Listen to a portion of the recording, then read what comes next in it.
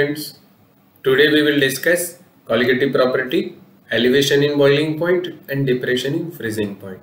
तो elevation in boiling point को समझने के लिए हमें boiling point क्या है वो पहले हम डिस्कस करेंगे. Similarly, depression in freezing point है उसको समझने के लिए पहले हम freezing point समझेंगे. So boiling point क्या है उसके लिए हम सीधा रिलेशन लेते हैं between vapor pressure and temperature. Okay, so we know that vapor pressure is directly proportional to temperature. मतलब अगर हम ग्राफ ड्रॉ करेंगे वेपर प्रेशर वर्सेस टेम्परेचर का तो वो हमें स्ट्रेट लाइन मिलेगा और उसका जो स्लोप है वो हमें पॉजिटिव मिलेगा. मतलब वेपर प्रेशर और टेम्परेचर के लिए जब हम ग्राफ प्लॉट करेंगे तो जैसे जैसे हम टेम्परेचर इंक्रीज करते जाएंगे तो रिलेटिवली वेपर प्रेशर भी बढ़ता जाएगा. Okay, so after certain temperature, after certain high temperature, जो वेपर प्रेशर है लिक्विड का वो हो जाता है equal to that of atmospheric pressure. तो मान लीजिए कि ये जो पॉइंट है वो डिनोट करता है 760 mm. ड्यूरिंग द एक्सपेरिमेंट हम यूज कर रहे हैं मैनोमीटर, तो हम मैनोमीटर स्केल पे ही बात करेंगे. Okay, so it reaches 760. तो जैसे किसी भी लिक्विड का vapour pressure 760 that is equal to surrounding हो जाएगा, तब उसका जो एक्स एक्सिस पे वैल्यू मिलेगा that is value of temperature, उसको हम बोलते हैं boiling point. Okay, so boiling point of any liquid is the temperature at which its vapor pressure becomes equal to that of surrounding. Okay, so the temperature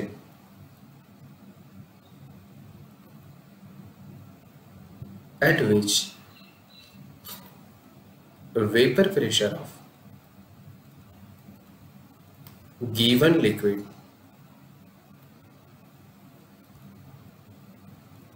becomes equal to that of surrounding.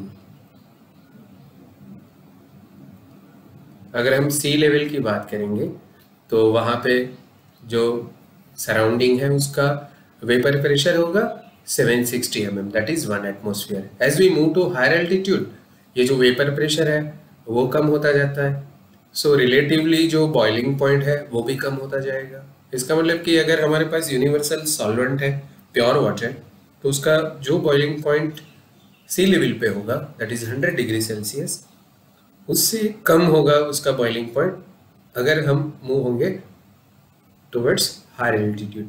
Okay, so Mount Everest पे जो boiling point है pure water का वो कम होता है compare to boiling point of water at sea level. Okay, so elevation in boiling point क्या है वो समझ लेते हैं. सबसे पहले हम लेंगे non volatile solute in a volatile solvent which obey Raoult's law. Okay, तो जो कोई भी हम नॉन वॉलेटाइल सॉल्यूट ऐड कर रहे हैं वॉलेटाइल सॉल्वेंट में वो राउल्ट्स लॉ को ओबे कर रहा है. मतलब ये जो नॉन वॉलेटाइल सॉल्यूट है ना वो डिसोसिएट हो रहा है, ना वो एसोसिएट हो रहा है, ना वो केमिकली रिएक्ट होता है. ओके, तो ये जितनी भी कंडीशंस हमने पढ़े थे फॉर राउल्ट्स लॉ वो ओबे कर रहे हैं. ऐसे हम नॉन वॉलेटाइल सॉल्यूट ऐड करेंगे इन अ वॉलेटाइल सॉल्वेंट. ओके, तो जब हम प्योर सॉल्वेंट की बात करें और मान लीजिए कि ये उसका फ्री सरफेस है, so molecules in a given area or if we take any unit length on the free surface of liquid, say it is 1 angstrom. Okay, so whatever the number of molecules present in 1 angstrom length, all will undergo evaporation.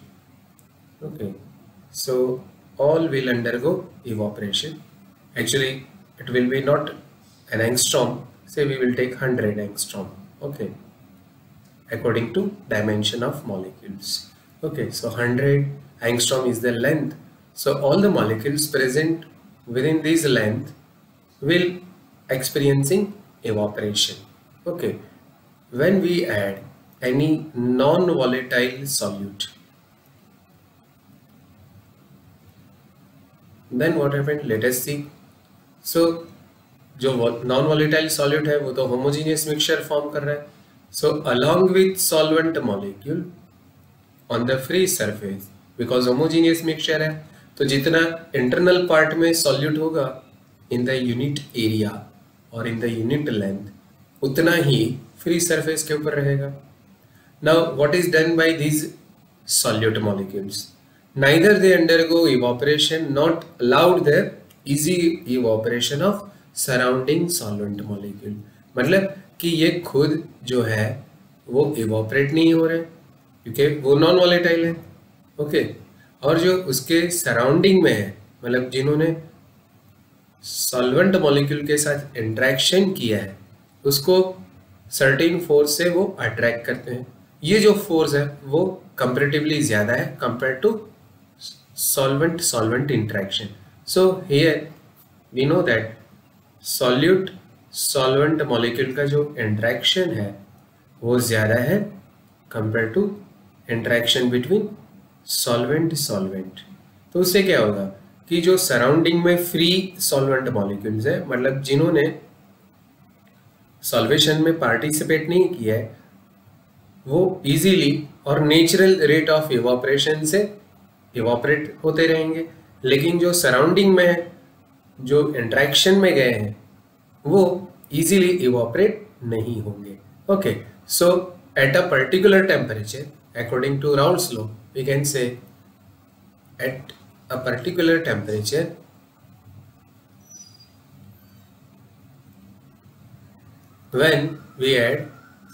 when non-volatile solute is added into a volatile solvent, vapour pressure of liquid. देखो अभी हम solute और solution और solvent दोनों को liquid का ही term दे रहे हैं. सो vapour pressure of liquid that is solution is found less than that of pure solvent. Okay, तो हमें ये पता है कि कोई पर्टिकुलर टेम्परेचर पे वेपर प्रेशर ऑफ सॉल्यूशन को हम P से डिनोट करें, और जो प्योर सॉल्वेंट है उसके लिए हम P0 से डिनोट करेंगे. सो डेल्टा P जो है वो हो जाएगा P0 माइनस P, मतलब वेपर प्रेशर कम हो जाएगा. ठीक है, तो अभी क्या होगा कि अगर ये सॉल्यूशन को हमें बॉईल करना है, मतलब उसका बॉइलिंग पॉइंट जब हम डिटरमाइन करेंगे, तो क्या होगा कि हमें थोड़ा बहुत एक्स्ट्रा हीट है वो सप्लाई करना पड़ेगा. So extra heat must be supplied to overcome the attractive forces between solute and solvent. तो जो सॉल्वेंट मॉलिक्यूल्स हैं जो इंटरेक्शन में गए हैं, उनको फ्री करने के लिए फ्रॉम सॉलिड मॉलिक्यूल्स हमें थोड़ा एक्स्ट्रा एनर्जी सप्लाई करना पड़ेगा इन फॉर्म ऑफ हीट. तो बट ऑब्वियस जो बॉइलिंग पॉइंट ऑफ सॉल्यूशन है वो इंक्रीज हो जाएगा. So we can say therefore some extra heat is required to separate solvent from solute molecules. Okay, and due to that, boiling point of solution is more than that of pure solvent.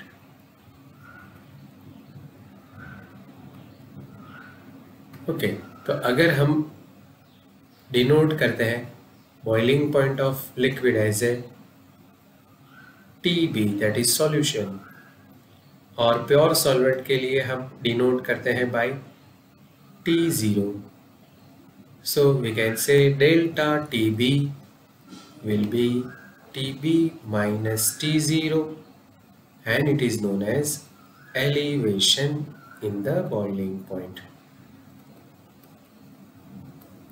Okay, तो elevation in the boiling point है, उसका definition क्या होगा? When any non volatile solute is added into volatile solvent, then to overcome the attractive forces between solute and solvent, some extra heat is supplied to the solution, and hence boiling point of solution is found more than that of pure solvent.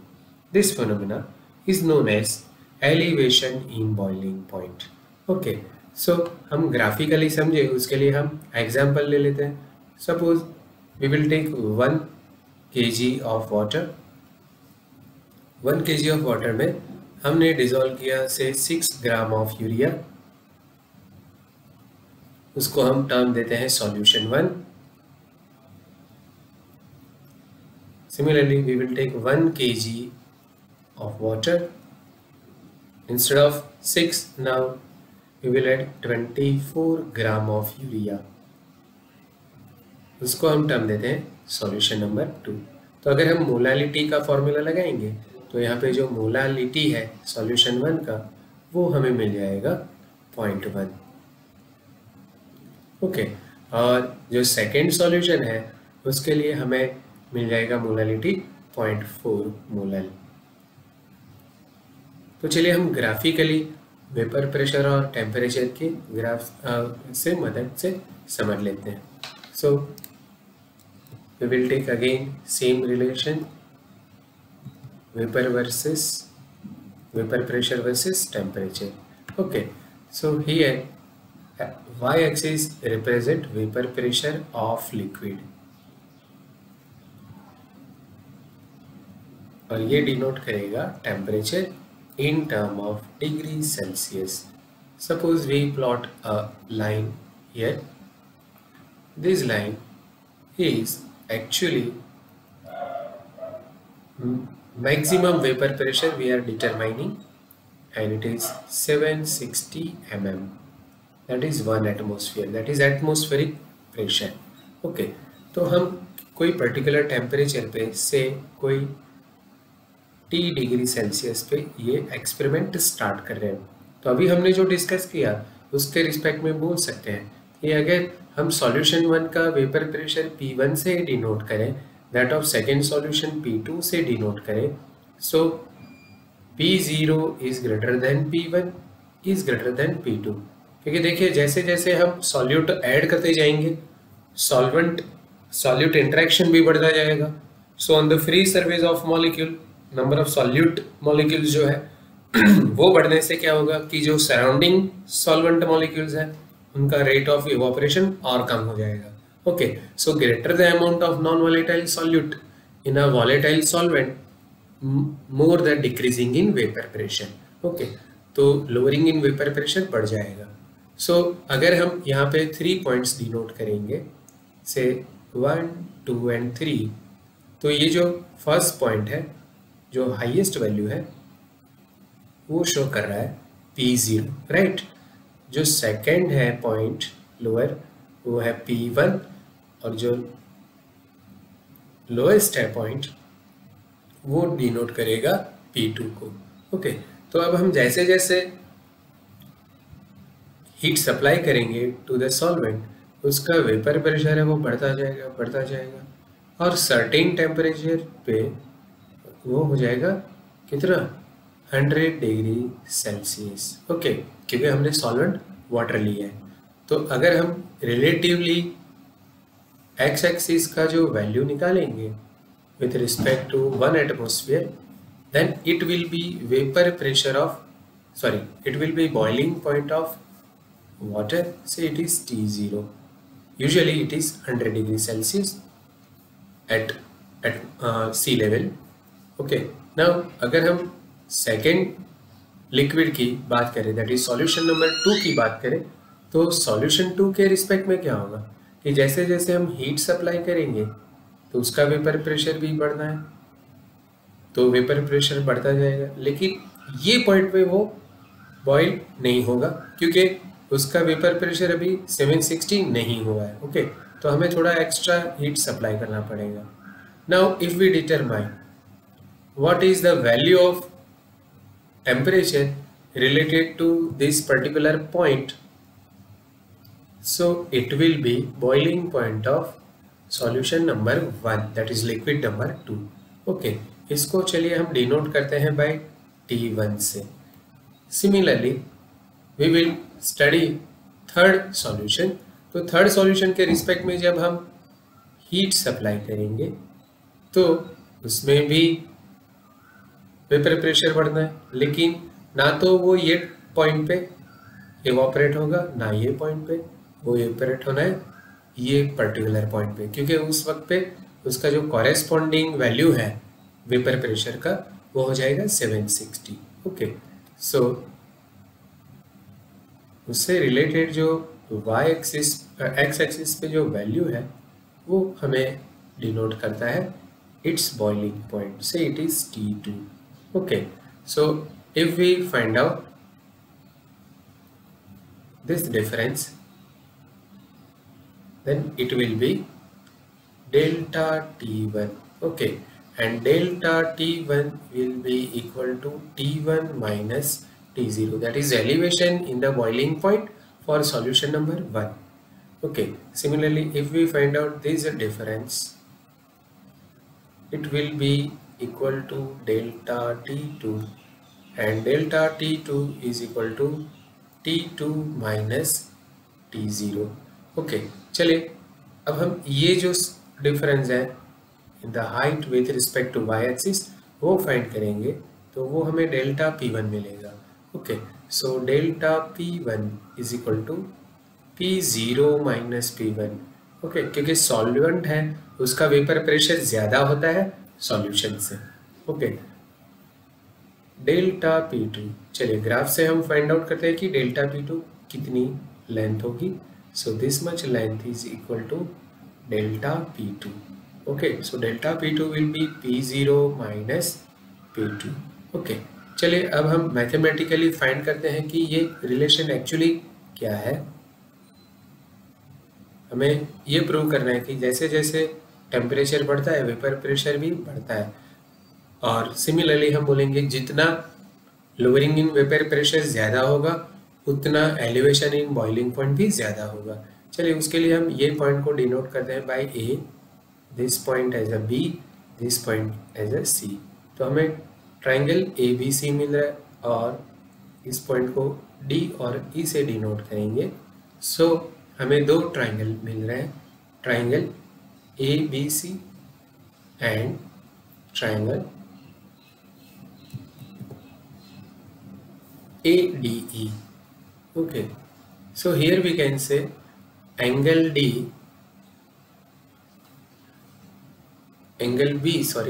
of ABC is equal to angle D of ADE। similarly angle C of ABC is equal to angle E of ADE। okay, and angle A is common, that is angle BAC is identical to angle EAD और DAE। Okay, तो angles हमें same मिल रहे हैं। Okay, and we can say the line segment BC of ABC is parallel to that of ADE DE line segment. Okay, तो हम बोल सकते हैं कि ये दोनों जो ट्राइंगल है वो इक्विवेलेंट है। ओके, तो इक्विवेलेंसी के लिए हम रेशियो ले सकते हैं of their line segment. So here we can write AD upon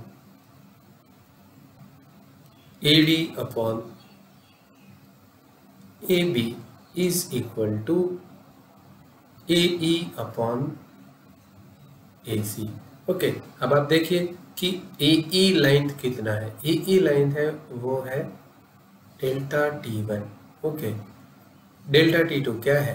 it is equal to AC, P1 वो है इक्वल टू AD, क्योंकि ये दोनों लाइन तो पैरेलल है ना, तो ये डिफरेंस उतना ही रहेगा। So it is equal to AD और ये हो जाएगा equal to AB।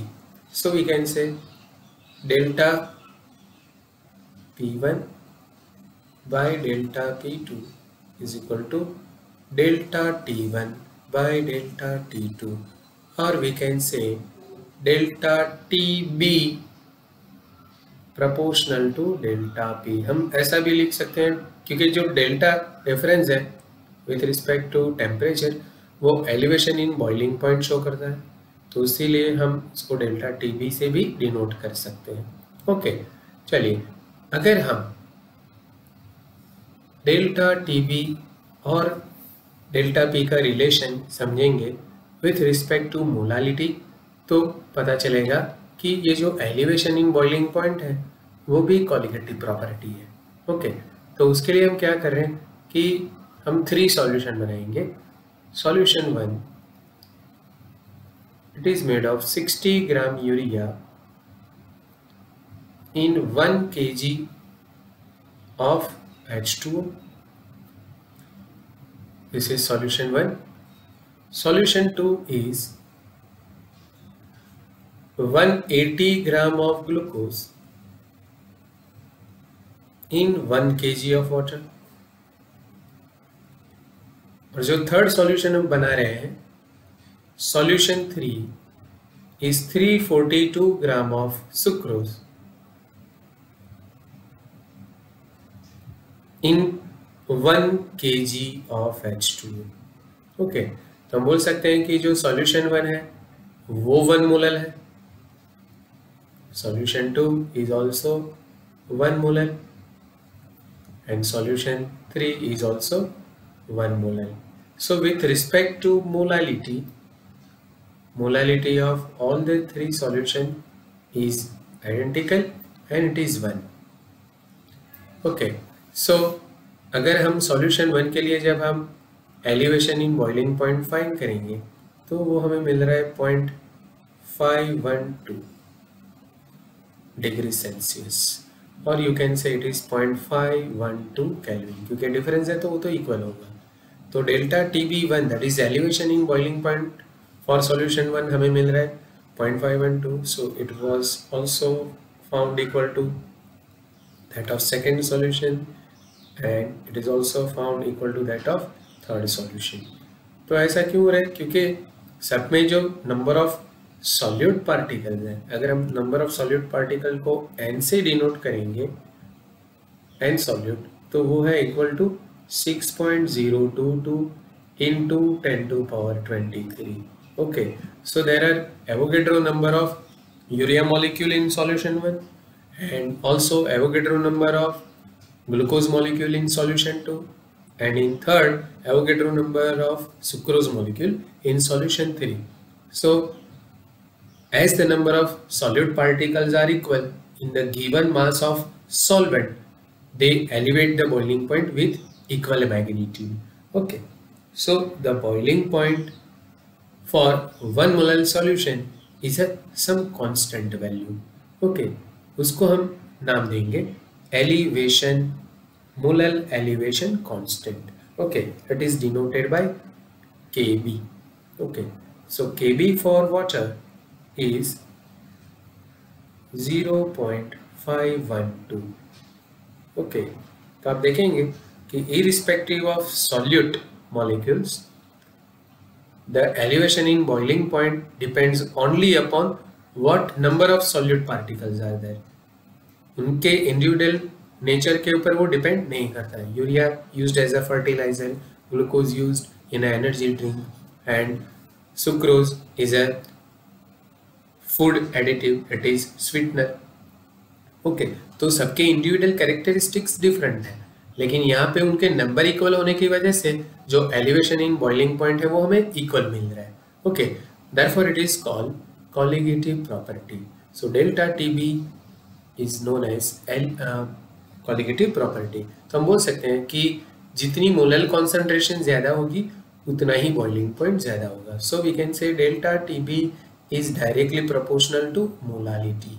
Okay, in other word we can say delta T B is equal to K B into M. तो हमने यहाँ पे जो प्रोपोर्शनलिटी कांस्टेंट है उसको के बी क्यों लिया वो हम समझ लेते हैं. It is molal elevation constant. तो अगर आप देखेंगे मोलालिटी हम 1 ले लेंगे. इफ मोलालिटी इज 1 तो क्या होगा, डेल्टा टी बी हो जाएगा के B. Okay, so K B defined as that is molal elevation constant is defined as the elevation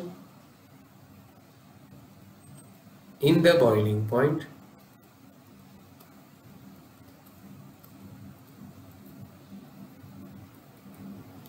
for 1 molar solution is molal elevation constant. तो हर एक प्योर सॉल्वेंट के लिए मोलल एलिवेशन कांस्टेंट का कुछ fixed value होता है.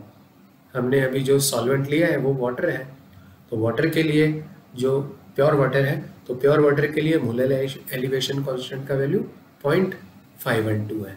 इसीलिए जब हम 1 मोलल सॉल्यूशन लेंगे यूरिया का या ग्लूकोज का या सुक्रोज का तो सबके लिए हमें elevation in the boiling point equal मिल रहा है. ओके, तो डेल्टा टी बी मोलालिटी से कैसे रिलेटेड है उसके लिए हम राउल्स लॉ को यूज़ कर रहे हैं. चलिए, तो सबसे पहले हम क्या करेंगे, हम डाइल्यूट सॉल्यूशन प्रिपेयर करेंगे. Instead of taking 1 molal solute we will take only 0.1 mole. Okay, तो उससे जो हमें मोलालिटी मिलेगी वो 0.1 मोलल मिलेगी. So if we write Raoult's law then it is delta P divided by P0 is equal to N2 divided by N1 plus N2, that is relative lowering in vapor pressure for non-volatile solute containing solution is equal to mole fraction of 8. Okay, तो यहाँ पे हम dilute solution ले रहे हैं तो हम बोल सकते हैं कि for dilute solution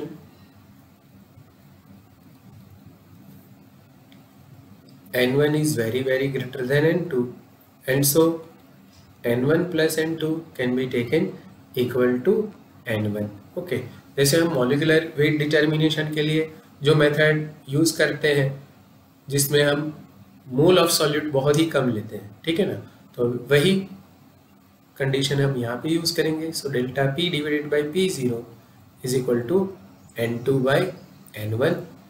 so it is also written as W2 into M1 divided by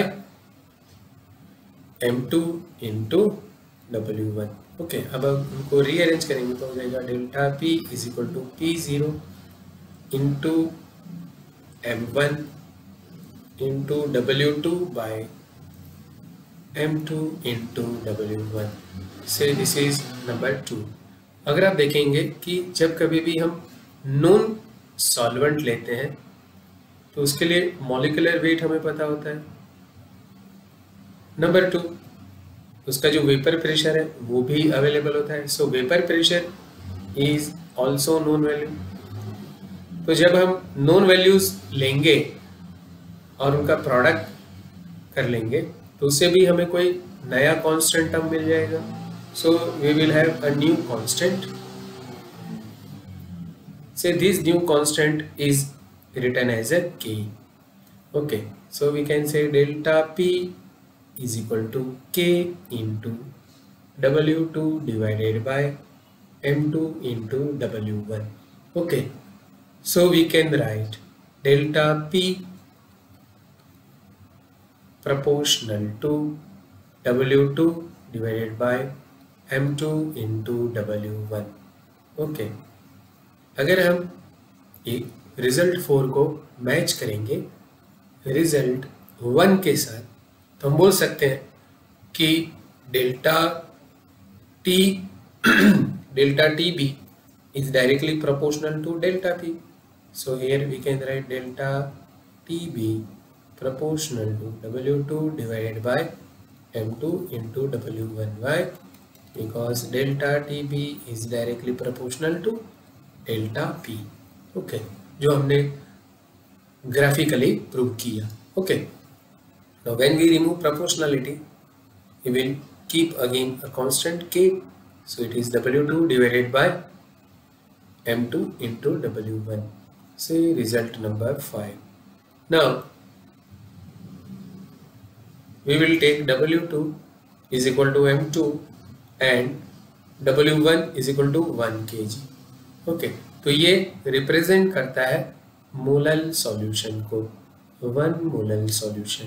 तो अगर हम जब 1 मोलल सॉल्यूशन लेंगे तो जो डेल्टा टीबी है उसको हम रिप्लेस कर सकते हैं केबी से, क्योंकि जो एलिवेशन इन बॉइलिंग पॉइंट है for 1 molal any aqueous solution is equal to KB. So equation 5 है, उसमें हम डेल्टा टीबी की जगह पे ले रहे हैं केबी और W2 ले रहे हैं इक्वल टू M2 और W1 है वो हम ले रहे हैं 1000 gram. Okay, so that is 1 kg. Okay, so delta TB की जगह पे हो जाएगा KB into K divided by 1000. Okay, so K is equal to KB into 1000.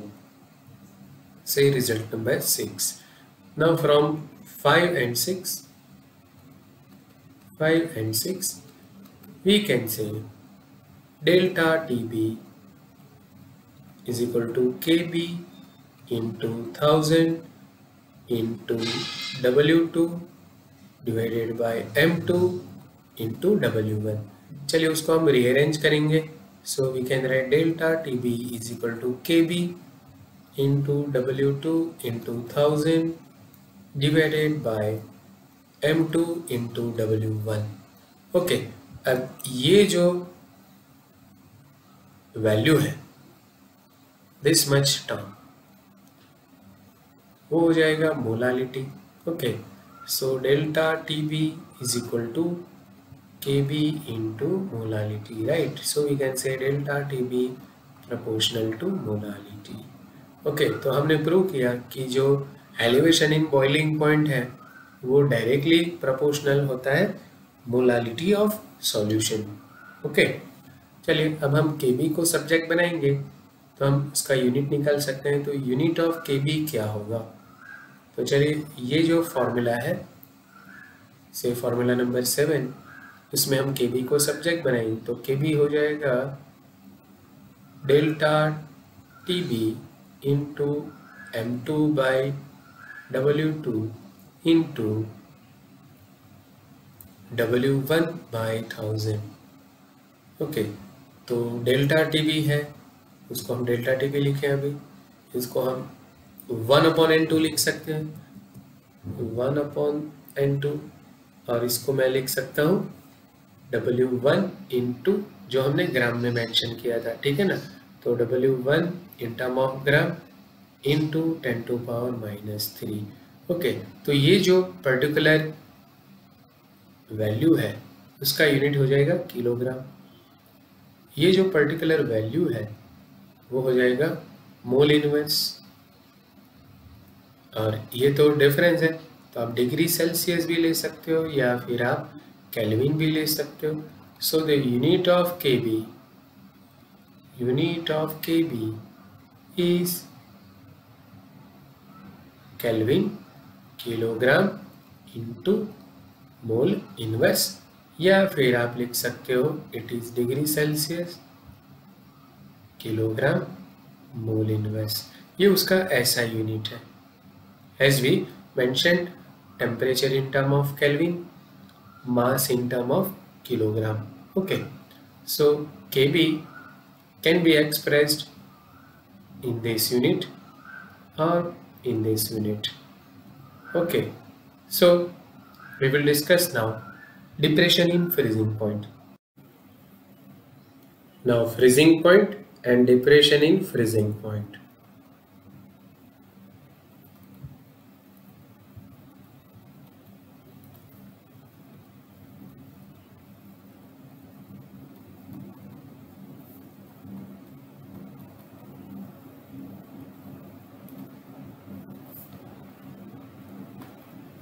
चलिए, हमने एलिवेशन इन बॉइलिंग पॉइंट पे कंडीशन लिया था कि vapour pressure is directly proportional to temperature, और हमने ये भी प्रूव किया था कि जो डेल्टा पी है वो डिपेंड करता है डेल्टा टी पे। मतलब जितना वेपर प्रेशर का डिफरेंस ज़्यादा होगा उतना बॉइलिंग पॉइंट डिफरेंस भी ज़्यादा होगा। That is elevation in boiling point is also high. चलिए, अब हम थोड़ा उल्टा सोचते हैं कि हमारे पास है अगेन 3 लिक्विड 1 जो है pure solvent, pure water, the liquid 2 is a solution 1 which is prepared by addition of 6 gram urea in 1 kg of water, और जो liquid 3 है वो है हमारा solution number 2 which contain 24 gram urea in 1 kg of water। तो जब हमने graph plot किया था विथ इंक्रीजिंग इन टेम्परेचर तो वो हमें स्ट्रेट लाइन मिलता था। ओके, सिमिलरली अब हम टेम्परेचर डिक्रीज करेंगे तो जो डिग्री सेल्सियस पे हमने एक्सपेरिमेंट स्टार्ट किया था अब हम डिनोट करते हैं उसको ये पोजीशन पे से it was the temperature T degree Celsius.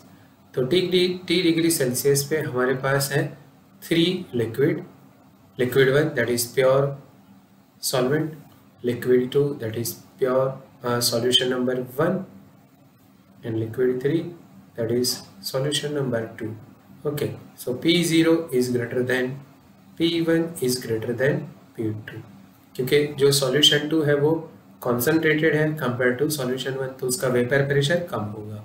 Okay, अब हम क्या कर रहे हैं कि धीरे धीरे टेम्परेचर कम कर रहे हैं। Okay, so we are moving in this direction of degree Celsius. तो जैसे जैसे हम टेम्परेचर कम करते जाएंगे वेपर प्रेशर कम होता जाएगा। After certain low temperature on a particular value of temperature क्या होगा कि सबसे पहले जो H2O लिक्विड है वो डायनेमिक इक्विलिब्रियम होगा विथ सॉलिड, और इसका जो कोई भी वेपर प्रेशर है, vapour pressure of H2O liquid वो हो जाएगा equal to vapour pressure of H2O solid. तो ये पर्टिकुलर पॉइंट को बोलते हैं हम freezing point. So freezing point defined as the temperature at which vapor pressure of liquid becomes equal to its solid phase at the state of dynamic equilibrium।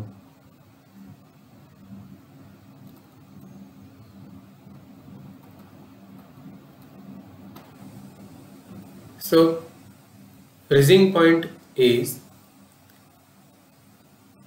actually an equilibrium state जहाँ पे जो liquid है और उसका जो solid form है दोनों का वेपर प्रेशर इक्वल हो जाएगा। So we will denote this value as a T0 क्योंकि वो सॉल्वेंट के रिस्पेक्ट में है। ओके, अगर हम सॉल्यूशन 1 के बारे में बात करें सो उसका वेपर प्रेशर कम होता जाएगा, लेकिन यहाँ पे क्या होगा कि जो सॉल्यूट पार्टिकल्स हैं वो इंटरेक्ट कर रहे हैं सॉल्वेंट के साथ। सो ये जो हीट है वो थोड़ी ज़्यादा है बिटवीन सॉल्यूट एंड सॉल्वेंट क्योंकि इंट्रैक्शन हो रहा है। तो जब हम टेम्परेचर कम करेंगे तो जो सॉलिड फेज में सॉल्वेंट मॉलिक्यूल मूव होने चाहिए विच अंडरगो सॉल्वेशन तो वो इजीली मूव नहीं होंगे क्योंकि वो सॉल्यूट के साथ सॉल्यूट सॉल्वेंट इंट्रैक्शन में सॉल्वेशन में गए हैं, तो उसकी वजह से वो लिक्विड स्टेट में रहते हैं। तो उनको फ्रीज सॉलिड स्टेट में लाने के लिए हमें और टेम्परेचर को लो करना पड़ेगा। ओके, सो वो यहाँ पे फ्रीज होगा, तो उसकी वजह से जो सॉल्यूशन 1 है उसका फ्रीजिंग पॉइंट प्योर सॉल्वेंट के रिस्पेक्ट में कम हो जाएगा, and therefore it is called depression in freezing point. So what is definition of depression in freezing point?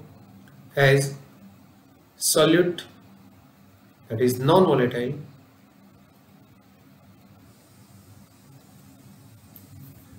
interact with solvent molecule, solvent that is liquid and volatile,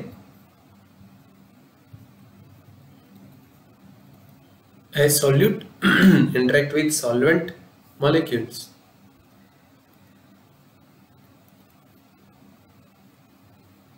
few solvent molecule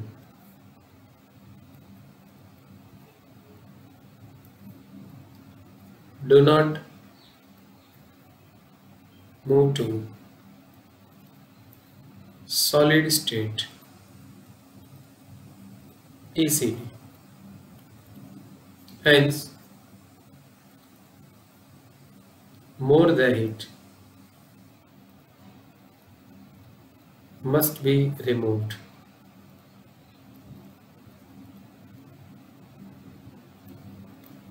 from the system, that is from the solution. So we can say, hence, when any non-volatile solute is added into volatile solvent, freezing point of solution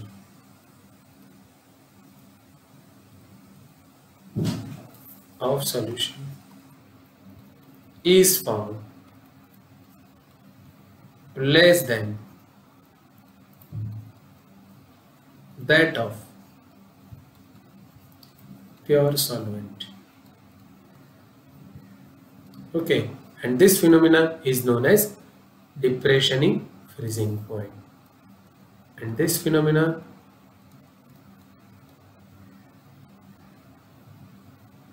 is known as depression in freezing point.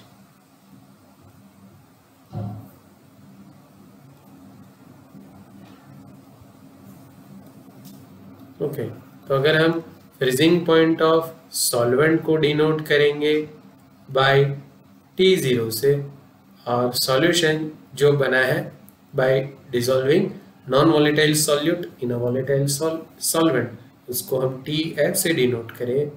So delta TF is equal to T0 minus TF as T0 is greater than TF। Okay, तो क्या होगा कि जो freezing point है वो ज़्यादा depress होगा। Okay, चलिए हम सॉल्यूशन 2 की बात करें। सो सॉल्यूशन 2 के रिस्पेक्ट में ये ग्राफ हमें और लोअर मिलेगा, ठीक है। So this point is denoted by T2। Okay, तो जब हम इसके रिस्पेक्ट में वैल्यूज देख लेंगे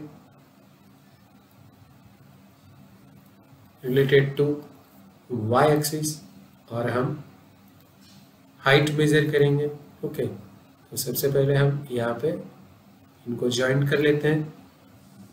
सो we have 2 triangle A, B, C, D and E।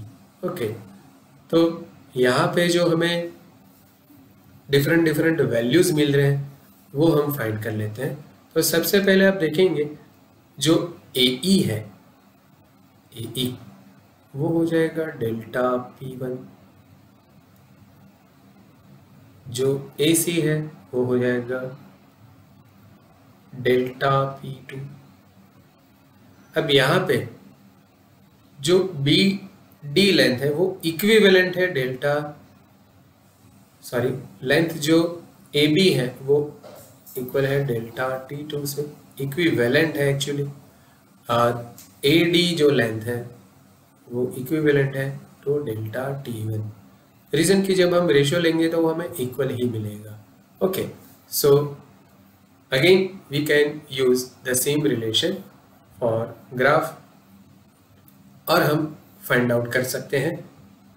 अगर हम यहाँ पे प्रूव करेंगे तो हो जाएगा AD by AB, AD by AB is equal to AE by AC। Okay, AD is now equivalent to delta T1 क्योंकि मैग्नीट्यूड तो उतनी ही रहेगी and it will be equal to delta T2, equivalent to delta T2।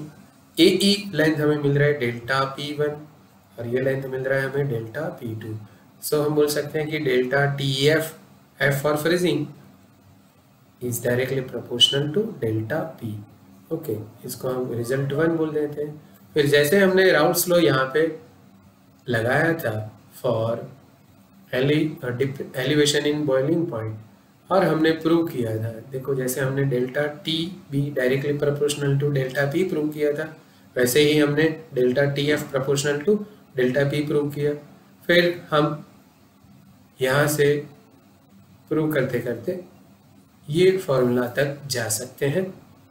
आप अपने तरीके से करेंगे तो वही आंसर मिलेगा। फर्क क्या होगा कि जहाँ पे डेल्टा TB है उसकी जगह पे डेल्टा TF आ जाएगा। Okay, so we can say ultimately delta TF is equal to KF into W2 into 1000 divided by M2 into W1. It is delta TF is equal to KF into M. That is delta TF proportional to M. Okay, तो वैसे हम mathematically prove कर सकते हैं। Okay, now if we take 60 gram urea in 1 kg of water, or if we take 180 gram of glucose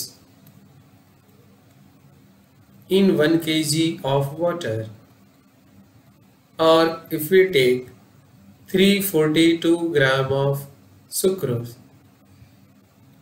in 1 kg of water, in every case we will find out same delta TF and it is equal to 1.86 degree Celsius, or you can write it is equal to 1.86 Kelvin. Okay, so delta TF, that is depression in freezing point, is also colligative property, क्योंकि वो depend नहीं करता है कि हमने कौन से type का सॉल्यूट लिया है, वो सिर्फ डिपेंड करता है कि सॉल्यूट पार्टिकल्स के कितने नंबर हैं। Okay, so it is a colligative property. तो जब हम प्रोपोर्शनलिटी रिमूव कर रहे हैं और ये कांस्टेंट टर्म रख रहे हैं, उसको क्या बोलेंगे हम?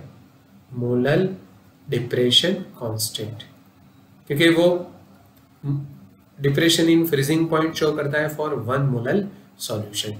Okay, so it may be defined as the depression in freezing point for 1 molar solution is known as molar depression constant। और प्योर वाटर की बात करें तो उसके रिस्पेक्ट में उसका वैल्यू होगा KF is equal to 1.86 kilogram kelvin mole inverse, और it is 1.86 kilogram degree Celsius into mole inverse. Okay, तो आज हमने पढ़ा elevation in boiling point and depression in freezing point. Next lecture में हम पढ़ेंगे osmotic pressure and osmosis phenomena. Okay, so take care and good bye.